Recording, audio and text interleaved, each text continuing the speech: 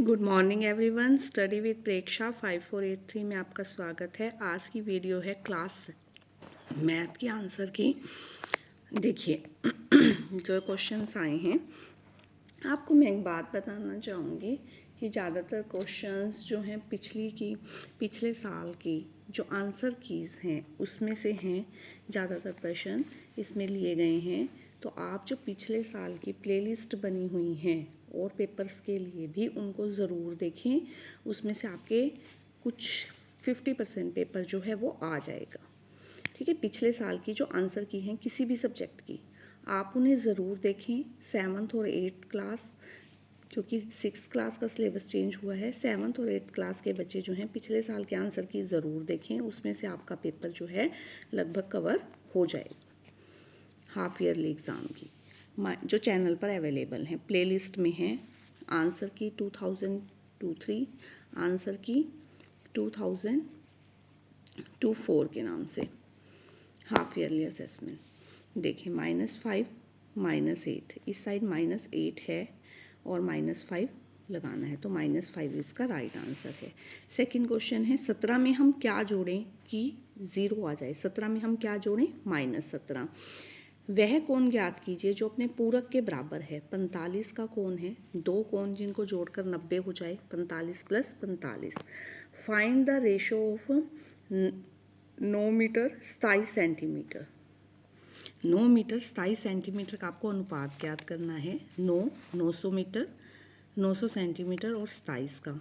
ठीक है, जब काटा तो आया 100, 9 से काट लिया, 9 एकम 9, 9 तिया 27, 100:3 जो इसमें नहीं है, इनमें से कोई नहीं। अगला सोल्व करना है। 2/3 को भाग देनी है 4/3 से। 2/3 गुना 3/4, ये आपको हल करना है। ठीक है, 3 से 3 कट गया, 1/2 जो है आपका आंसर आ गया। उसके बाद find the value of x का मान ज्ञात करना है। इसमें x - 5 = 9, 5 उधर जाके प्लस का हो गया 14, जो है आपका राइट आंसर आ गया। इसमें आपको 0 से गुना करना है, कोई भी अक्षर उसको 0 से गुना करने पर आपको क्या आएगा? 0। यह आकृति कौन सी भिन्न को प्रदर्शित करती है? कितना कलर्ड है? 1। टोटल हिस्से कितने हैं? 4। 1/4 को। प्रथम 5 प्राकृतिक संख्याओं का माध्य क्या होगा? 1 2 3 4 5, इनको हमने जोड़ा, कितना आ गया? 15। 15/5, 5 संख्याएं हैं, 3। माध्य कितना हो गया? 3। इसके लिए हमें समीकरण लिखनी है। m के 7 गुना, m का 7 गुना आपका कितना हो गया? 7m। उसमें 7 जोड़ने पर आपको क्या मिला? 77। ये वाली समीकरण कौन सी आपकी? डी आपका राइट आंसर है। 105 का संपूरक कोण क्या होगा? संपूरक जिन दो कोणों को जोड़कर 180 आए, तो 180 में से 105 गए, 75 होगा। अगला रिक्त स्थानों की पूर्ति करनी है। -8 - 4 जोड़ के आया आपका 12, -12, -7 माइनस प्लस हो गए, +4 आया आपका -3। तो -3 बड़ा है या -12 बड़ा है? देखिए 0, -1, -2, -3 और 12 तो बहुत इधर जाने पर आएगा, तो -12 छोटा है और 3 बड़ा है। इधर जाने पर संख्याएं बड़ी होती जाती हैं, तो 3 बड़ा है। आपका ये वाला खाली स्थान बी जो है आपका सही आंसर है। 2 गुना 1/5, 2 एकम 2/5, 2/5, ए आपका राइट आंसर है।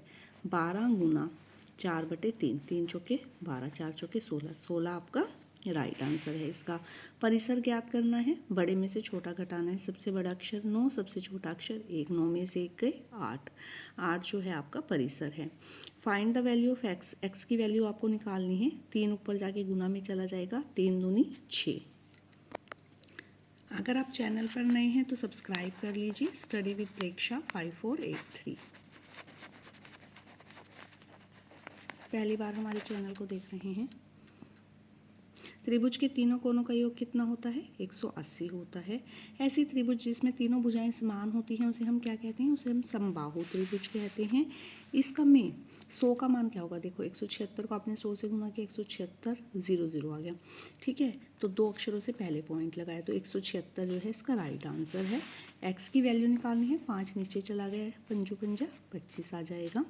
15 किलोग्राम और 210 किलोग्राम का अनुपात कितना है? 15,000 अनुपात 210, तो इस साइड ज़्यादा आएगा, तो 1 तो आ ही नहीं सकता, ये आ सकता है।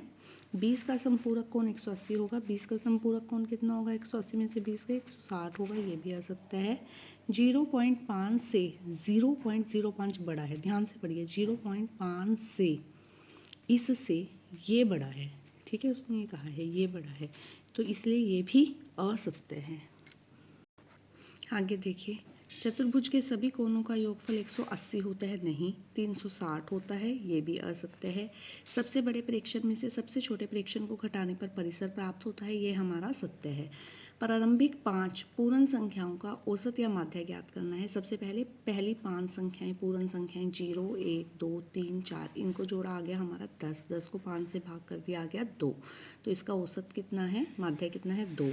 15% 250 का 15% ज्ञात करना है। 250 गुना 15/100, 0 से 0 कट गई। 5 दिए 15, 5 दूनी 10, 25 दिए 75/2, 37 से ही 1/2 जो है आपका राइट आंसर आया। 75 को बीच में रख के 2 से भाग किया, 37 से ही 1/2, पहले ये अक्षर फिर ये अक्षर फिर ये अक्षर, 37 से ही 1/2। x का मान ज्ञात करना है। देखिए x का मान ज्ञात करना है यदि ln समानांतर है, ये 110 का है, ये भी 110 का, तो ये कितने का बचा? 70 का। रैखिक युग्म की वजह से ये 70 का बचा, तो x का कितना है? 70 का। बहुलक और माध्यक ज्ञात करना है। बहुलक जो सबसे बड़े वाली संख्या होती है, बहुलक 14 जो है वो बहुलक है, और माध्यक जो है इधर से 4 संख्याएं छोड़ देंगे, इधर से 4, आरोही या अवरोही क्रम में लिखने पर आरोही बड़े से छोटा या छोटे से बड़ा। इसमें 9 संख्याएं हैं, 4 इधर की छोड़ दो, आप 4 इधर की छोड़ दो, 14 जो है वो माध्यक है। दिए गए समीकरण में सामान्य कथन के रूप में लिखना है, p के 3 गुने में 4 जोड़ने पर हमें 25 प्राप्त होता है। नेक्स्ट क्वेश्चन, x का मान ज्ञात करना है। जो बाहरी कोण होता है वो अंदर वाले दो कोणों, सामने वाले अंदर के सामने के दो कोणों का जोड़ होता है। x + 60 = 120 degree. x = 120 - 60, 60 आ जाएगा। अगला इसको सोल्व करना है। 4 को x से गुना किया, 4x, 4 दिए 12 = 18, इसको घटा लिया -12, 6/4, ये 4 नीचे आ गया, 3/2। x का मान कितना आ गया आपका? 3/2। एक शहर की जनसंख्या 25,000 से घटकर 24,500 हो गई। प्रतिशत कमी ज्ञात करो। 25,000 में से 24,000 गए, 500 बचे, ठीक है। 500/25,000 गुना 100, 2 0 से 2 0, ठीक है, 1 0 से 1 0, 25 दूनी 50, 2% की कमी हुई। आगे देखिए, 1 से 10 तक की 3 संख्याओं का उपयोग करके इस हरबंस पहेली को आपको सोल्व करना है। देखिए आना चाहिए 5+, कैसे आएगा? 2 और 3, 2 + 3 5, 2 - 3 - 1 2, 6, 1 गुना 2 गुना 3 6, 3, 2 + 1 3, ठीक है। अब सबसे पहले हम माइनस वाला भरेंगे, क्योंकि 3 और 1 वो तो वैसे ही रहेगा। 3 में से 1 गए 2, 1 में से 3 गए तो जा नहीं सकते, -2 आ जाएगा।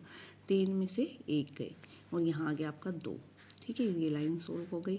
उसके बाद 3 यहाँ आ गया, 5 वाला भर लेते हैं। 2 और 3, 3 यहाँ आ गया तो 2 यहाँ बच गया, ठीक है। 2 3 1 3 1 2, 2 3 1 1 2 3, इस तरह आपकी ये पहेली सोल्व हो जाएगी। फाइंड द वैल्यू ऑफ, इसका मान ज्ञात करना है आपको। पहले -2 + 1, -2 + 1 -1 बचा, फिर 13 को -1 से भाग किया, -13 जो है आपका आंसर आ गया। किसी संख्या के 8 गुने में, 8 गुना माना संख्या x, उसका 8 गुना 8x, उसमें 4 जोड़ने पर हमें 60 प्राप्त होता है, ठीक है। 8x, ये 60 उधर में 4 उधर जाके माइनस हो गया, 60 में से 4 गए 56 आ गए, 60 में से 4 गए 56 आ गए, 56 और बटे में चला गया 8 8 7 56, 7 आंसर आ गया। यदि 5% छूट के बाद कोई वस्तु 600 रुपये में बेची गई तो उसका मूल्य ज्ञात करना है। माना कुल मूल्य है 100 रुपये, छूट 5%, 5% की छूट के बाद 5 रुपये कम हो गए तो उसका मूल्य आ गया 95 रुपये, कि 95 रुपये में वो बेची गई। यदि छूट के बाद मूल्य है 95 रुपये तो कुल मूल्य कितना है? 100, 1 है तो 100/95, और 600 है तो 100/95 गुना 600, काट लिया, 5 से काटा 19 पे कट गया, ये 20 पे कट गया, 12,000/19, 631 रुपये 57 पैसे की वो वस्तु पहले थी। 631 रुपये 57 पैसे की वो वस्तु पहले से थी। आगे 4500 रुपये के ऋण पर 2 वर्ष बाद राम ने 750 रुपये ब्याज अदा किया। मूलधन 4500, समय 2 वर्ष, ब्याज 750 रुपये। ठीक है, इसमें आपको ब्याज की दर और मिश्र धन ज्ञात करना। फॉर्मूला क्या लगा, ब्याज बराबर मूलधन गुना दर गुना समय बटे 100।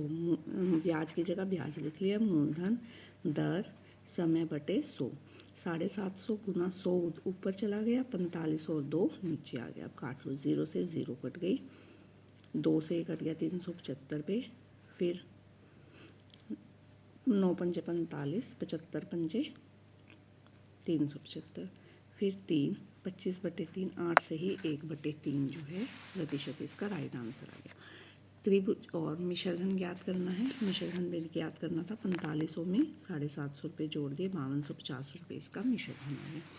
त्रिभुज ए बी सी में जो सी पर समकोण है, ए सी जो है, ए सी 5 सेंटीमीटर है और बी सी जो है 12 सेंटीमीटर है। ए बी की लंबाई आपको ज्ञात करनी है। कर्ण का स्क्वायर बराबर आधार का स्क्वायर जमा लंब का स्क्वायर, 12 का स्क्वायर जमा 5 का स्क्वायर, 144 प्लस 25 169, 13 का स्क्वायर जो है 13 जो है आपका कर्ण आ गया। क्वेश्चन नंबर 40, राधा अपने वेतन में से 4000 रुपये बचाती है तो उसके वेतन का 10% है। उसका कुल वेतन कितने माना, कुल वेतन x और x का 10% 4000 रुपये, x गुना 10 बटे 100 बराबर 4000। 100 ऊपर चला गया, 10 नीचे आ गया, 0 से 0 कट गई, 40,000 रुपये उसका कुल वेतन है। 41वां क्वेश्चन देखिए, ए बी सी में ए एम जो है त्रिभुज ए बी और सी की माध्यिका है। तो बताइए, ये सारा आपको सोल्व करना है। ये हम मान के चलेंगे। फॉर्मूला होता है कि त्रिभुज की 2 भुजाओं का योग जो है वो तीसरी भुजा से बड़ा होता है। तो ये एक त्रिभुज है A B M, A C M दूसरी त्रिभुज है। 2 त्रिभुजें ले ली तो इन 2 भुजाओं का योग A B plus B M बड़ा है ए एम से। इसी तरह ए सी और ए एम का योग जो है वो बड़ा है ए एम से। ये 2 समीकरणें बन गई, इनको हमने जमा कर लिया बड़ी त्रिभुज बनाने के लिए, त्रिभुज ए बी सी बनाने के लिए इनको हमने जमा कर लिया। A B plus B M, A C plus C M बड़ा है A M plus A M. कितनी बार आ गया, ए एम 2 बार आ गया। ए एम जो है वो बी सी का मध्य बिंदु है, इसीलिए ए एम बी सी का मध्य बिंदु है तो बी एम और ए एम सी दोनों बराबर हैं। यहाँ आ गया बी सी, तो यही हमको सोल्व करना था। इसके बाद क्वेश्चन नंबर 42 देखिए, कक्षा 5 में 135 बच्चे हैं, 6 में 120 हैं, 7 में 95 हैं, 8 में 100 हैं, 9 में 90 हैं, 10 में 80 हैं। अब किस प्रकार का स्केल चुनेंगे, हम 0 से 10 का स्केल चुनेंगे। हमें बार ग्राफ बनाना है तो हम 0 से 10 का स्केल चुनेंगे। ठीक है, निम्नलिखित प्रश्नों के उत्तर दो। सबसे अधिक बच्चे कौन सी क्लास में हैं, कक्षा 5 में हैं 135 और सबसे कम कक्षा 10 में हैं 80। ठीक है, कक्षा 6 के विद्यार्थियों का कक्षा 8 के विद्यार्थियों से अनुपात ज्ञात करो। 6 में कितने हैं, 120 हैं, 8 में कितने हैं, 100 हैं। ठीक है, 0 से 0 कट के 6:5 जो है हमारा अनुपात आ गया। इसके बाद इसके लिए आप बार ग्राफ बनाएंगे। ठीक है, बार ग्राफ ये होता है दंड आलेख। ठीक है, कक्षा 5 देखिए, यहाँ पे आपको कल लाइंस वाला पेज मिल गया। 10, 20, 30, 40 इधर लिखते जाओ 150 तक। सबसे पहले आपको दिखाना है 135 बच्चे, 130 और 140 के बीच में आ गया आपका 135, फिर 120, फिर 95, 90 और 100 के बीच में आ गया आपका 95, फिर 100, फिर 90 और फिर 80।